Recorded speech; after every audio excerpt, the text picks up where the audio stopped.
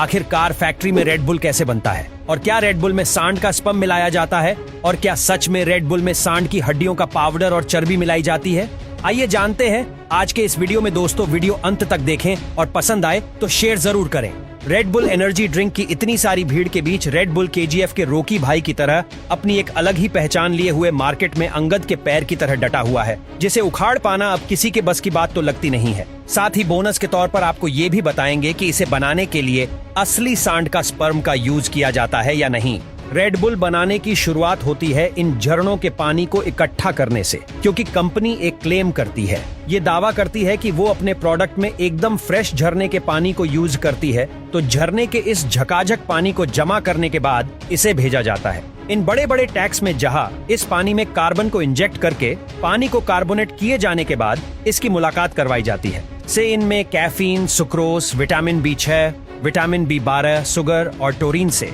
इसके अलावा इंग्रेडिएंट्स में रेड बुल का वह टॉप सीक्रेट फॉर्मूला भी शामिल है जो बाहर की दुनिया में कोई नहीं जानता है। तो इस कार्बोनेटेड पानी में इन सभी इंग्रेडिएंट्स को अच्छी तरह से मिलाने के बाद इसकी लैब टेस्टिंग करने के लिए इसके सैंपल को बाहर निकालकर लैब एक्सपर्ट बड़ी ही बारीकी से इसकी टेस्टिंग करते हैं, ताकि कस्टमर्स चाहे दुनिया के किसी भी कोने से रेड बुल खरीद के पिए तो उन्हें टेस्ट में बिल्कुल फर्क न पड़े। जब तक इधर लैब एक्सपर्ट इनके सैंपल्स की जांच कर रहे हैं, आइए तब तक हम फैक्ट्री के उस हिस्से में भी घूम आते हैं जहां इन लिक्विड को पैक करने के लिए कैंस बनाई जा रही है। यहाँ कैंस बनाने के लिए एल्यूमिनियम की इन पतली शीट को एक ऑटोमेटिक मशीन कुछ इस तरह से छोटे छोटे पीस में काट कर इन्हें आगे एक दूसरी मोल्डिंग मशीन पर भेजती है, जहां इन छोटे छोटे शीट्स को मोड़कर के इसे कैन का आकार इसे दे दिया जाता है। अब इन बन चुकी खाली कैंस को आगे प्रिंटिंग के लिए भेजा जाएगा, जहां इसके ऊपर रेड बुल, अपनी ब्रांडिंग, प्रोडक्ट की डिटेल जिसमें उसकी एक्सपायरी डेट, MRP लेबल, ये सब शामिल है, उसे प्रिंट करके एक कन्वेयर बेल्ट की मदद से आगे फिलिंग एरिया में भेजा जाता है,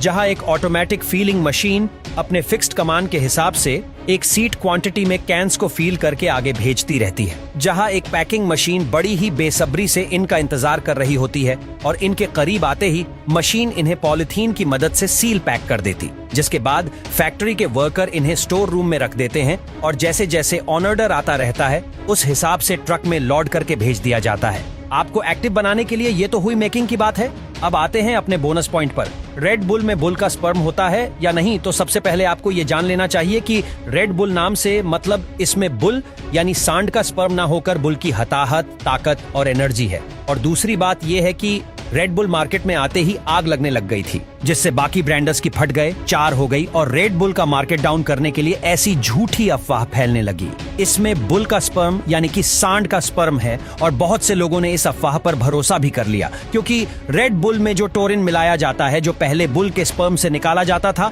लेकिन इसे कभी भी रेड बुल में यूज नहीं किया गया, बल्कि रेड बुल में मिलाए जाने वाले टोरिन को केमिकल्स और दूसरी ऑर्गेनिक चीजों से बनाया जाता है, जो कि लोगों को एनर्जेटिक रखने के लिए काम आती है।